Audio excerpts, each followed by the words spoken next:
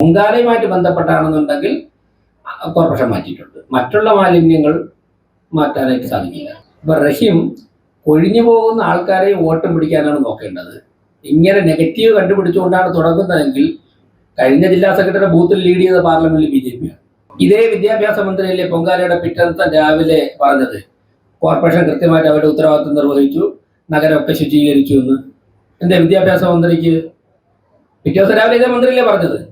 എന്നിട്ട് 24 മണിക്കൂർ മന്ത്രിക്ക് നിലപാട് മാറ്റേണ്ടി. നമസ്കാരം, മലയാളി വാർത്തയിലേക്ക് സ്വാഗതം. ചരിത്രം കുറിച്ചുകൊണ്ട് തിരുവനന്തപുരം കോർപ്പറേഷനിലേക്ക് അധികാരമേറ്റ BJP. ആ BJPയുടെ ആദ്യത്തെ ഒരു അവസരമായിരുന്നു ഈ തവണത്തെ ആറ്റുകാൽ പൊങ്കാല. അതോടുകൂടെ വലിയ പ്രവർത്തനങ്ങളാണ് BJPയുടെ നേതൃത്വത്തിൽ നടന്നിട്ടുള്ളത് എന്നത് പറയേണ്ടതുണ്ട്. എല്ലാ കാര്യങ്ങളിലും കൃത്യമായിട്ടുള്ള ഓരോ നടപടികളും പ്ലാനിങ്ങുകളും നടത്തിക്കൊണ്ട് BJP മുന്നോട്ട് പോകുമ്പോൾ ചില വിമർശനങ്ങളുമായിട്ട് ചില ആളുകൾ രംഗത്ത് വരുന്നു. സൈബർ കമ്മികൾ എന്ന് വേണമെങ്കിൽ വിളിക്കാൻ പറ്റുന്ന തരക്കാരാണ് അവർ.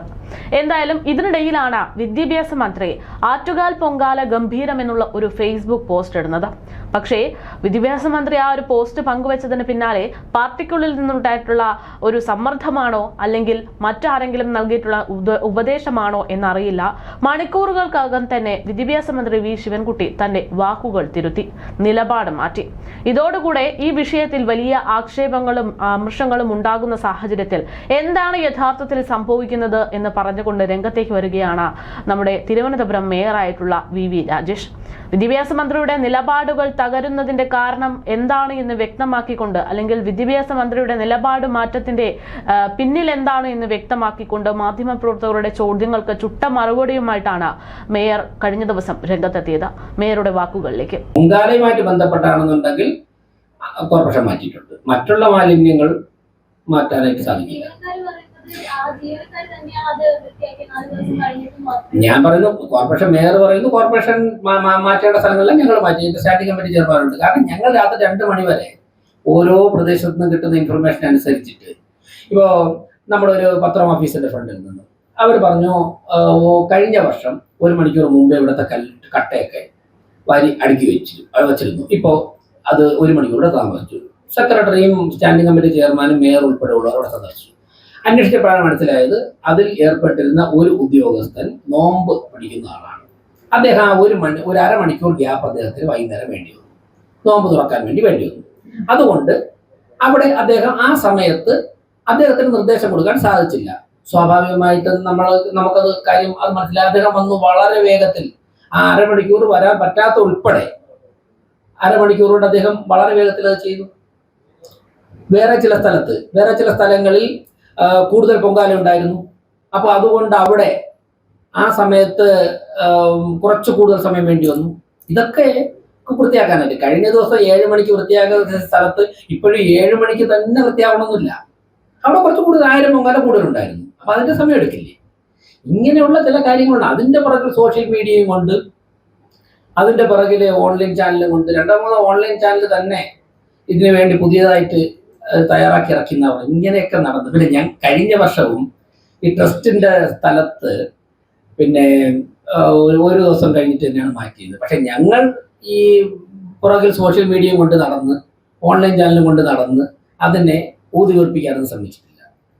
ഇപ്പൊ റഹീം കൊഴിഞ്ഞു പോകുന്ന ആൾക്കാരെ വോട്ടും പിടിക്കാനാണ് നോക്കേണ്ടത്.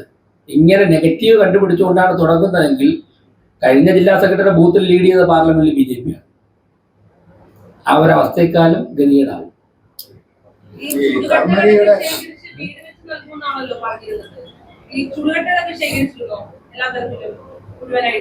ഞാൻ നേരത്തെ പറഞ്ഞ താങ്കൾ കേട്ടില്ലേ? അടുത്ത ചോദ്യം ഓർത്തോണ്ടിരുന്നത് അത് കേട്ടോ. ഞാൻ ചിരിച്ചില്ല. എന്തന്വേഷിക്കാനാണ്? ആരാ ചുമതലപ്പെടുത്തിയിട്ടുള്ളത്? ഇതേ വിദ്യാഭ്യാസ മന്ത്രിയല്ലേ പൊങ്കാലയുടെ പിറ്റേന്ന് രാവിലെ പറഞ്ഞത് കോർപ്പറേഷൻ കൃത്യമായിട്ട് അവരുടെ ഉത്തരവാദിത്വം നിർവഹിച്ചു, നഗരമൊക്കെ ശുചീകരിച്ചു എന്ന്. എന്താ വിദ്യാഭ്യാസ മന്ത്രിക്ക് പിറ്റേ ദിവസം രാവിലെ ഇതേ മന്ത്രിയല്ലേ പറഞ്ഞത്? എന്നിട്ട് 24 മണിക്കൂർ മന്ത്രിക്ക് നിലപാട് മാറ്റേണ്ടി വന്നു. അപ്പോൾ ഞാൻ നേരത്തെ അതാണ് തുടക്കത്തിൽ പറഞ്ഞത്. പൊങ്കാല കഴിഞ്ഞ് 2-3 ദിവസം കഴിഞ്ഞപ്പോഴേക്ക് സമൂഹത്തിന്റെ എല്ലാ ഭാഗങ്ങളിൽ നിന്നും നടത്തിപ്പിനെ, അത് കോർപ്പറേഷൻ മാത്രമല്ല, അത് സംസ്ഥാന സർക്കാരിന്റെ വകുപ്പുകൾ. ഞാൻ ആദ്യം തന്നെ പോലീസിനെ കുറിച്ചല്ലേ പറഞ്ഞത്. 1750 വനിതാ പോലീസുകാരെ വിന്യസിച്ചുകൊണ്ട് വളരെ നന്നായിട്ട് പോലീസ് സേവനം അനുഷ്ഠിച്ചു. ഇങ്ങനെ അപ്രീഷിയേറ്റ് ചെയ്യുമ്പോൾ കോർപ്പറേഷനെയും ചെയ്യും. അതിനൊരു അസ്വസ്ഥതയിൽ അടിസ്ഥാന പ്രശ്നം എന്തെന്നറിയോ?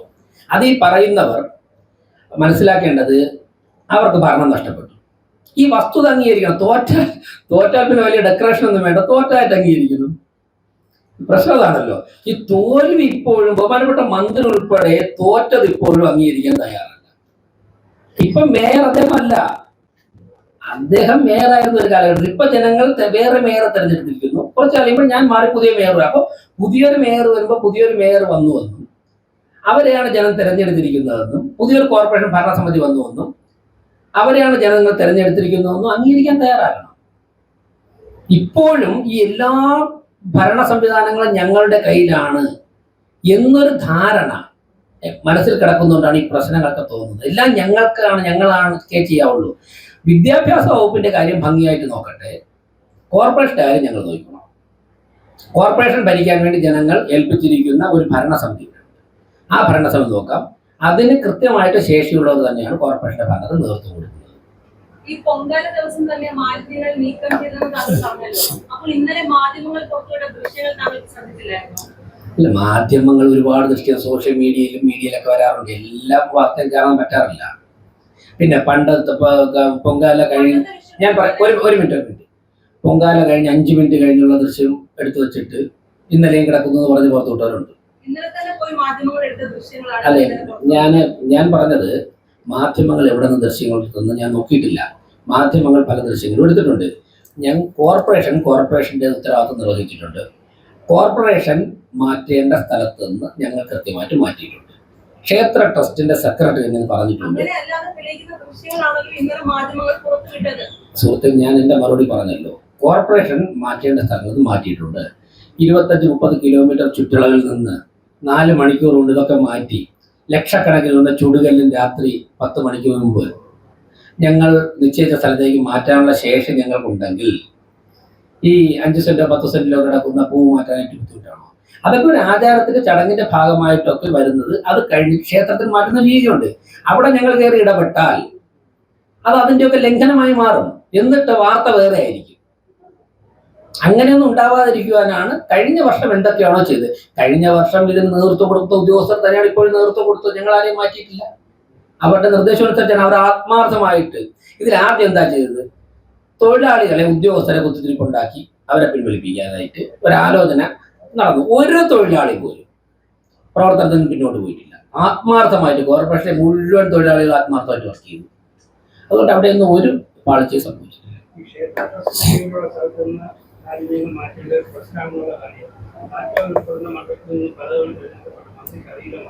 അല്ലെ, മന്ത്രിക്കറിയാത്ത ഒരുപാട് കാര്യങ്ങളുണ്ട്.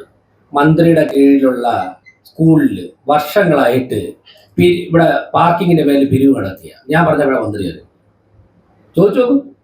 1000 രൂപ രാവിലെ 8 മണി മുതൽ ഉച്ചയ്ക്ക് 2 മണി വരെ ഒരു ടൂറിസ്റ്റ് ബസ്, പൊങ്കാലയിടാൻ വരുന്ന ഭക്തരെ കൊണ്ടുവരുന്ന ഒരു ബസ് 1000 രൂപ വർഷങ്ങളായിട്ട് ഇങ്ങനെ പിരിവ് നടക്കുന്നു എന്ന് പറഞ്ഞാൽ വാങ്ങിക്കുന്നു എന്ന് പറഞ്ഞാൽ മന്ത്രി അറിയണ്ടേ? ഇതേ മന്ത്രിയുടെ മണ്ഡലത്തിലല്ലേ ഒരു ഓൾട്ടോ കാർ ഇടാൻ വേണ്ടി 400 രൂപ വാങ്ങിച്ച അതിനായിട്ട് മുട്ടത്. ഈ മുൻ ഭരണസമിതി ഇരുന്നപ്പോൾ കരാറ് കൊടുത്തുന്ന കരാറുകാരനല്ലേ ഒരു കാറിന് ഒരു രാത്രിക്ക് 780 രൂപ ഗാന്ധി പാർക്കിൽ വാങ്ങിച്ചത്. ഇതൊന്നും മന്ത്രി അറിഞ്ഞില്ലേ? ഇതൊക്കെ അറിയണ്ടേ? ഇവിടെ ആറ്റുകാൽ പൊങ്കാലയ്ക്ക് മുമ്പ് നിരവധി ദിവസങ്ങൾ വെള്ളം കിട്ടാറുണ്ടല്ലോ പൈപ്പിലൂടെ. ജല അതോറിറ്റി ഭരിക്കുന്ന കോർപ്പറേഷൻ അല്ലല്ലോ. ഇവിടുത്തെ സ്റ്റാൻഡിംഗ് കമ്മിറ്റി ചെയർമാനോ അല്ലെങ്കിൽ ഈ ശ്രുതിയോ ഞാനൊന്നും അല്ലല്ലോ ജലവിഭവ വകുപ്പ് മന്ത്രി. എന്നിട്ട് MLA പ്രശാന്ത് പറഞ്ഞല്ലോ എയർ ബ്ലോക്ക് ഉണ്ടായത് കൊണ്ടാണ് വെള്ളം മുട്ടുണ്ടായെന്ന് പ്രശാന്ത് പറഞ്ഞില്ലേ? എയർ ബ്ലോക്ക് മാറ്റേണ്ടത് കോർപ്പറേഷൻ ഉത്തരവാദിത്തമാണോ? എന്നിട്ട് ടാങ്കറിൽ വെള്ളം കൊണ്ടുവച്ചു കൊടുത്തു. ഞാനത് പറഞ്ഞു. അദ്ദേഹം പല കാര്യങ്ങൾ മനസ്സിലാക്കാന്ന് പറയാം. ടാങ്കറിൽ വെള്ളം കൊടുത്തു. ഞങ്ങൾ അവിടെ കൊടി കാണിച്ച ഫ്ലാഗ് ഓഫ് ചെയ്താണ്, അല്ല ഒരു ടാങ്കർ ഒരു കൊടിയും വെച്ച് കെട്ടിയില്ല.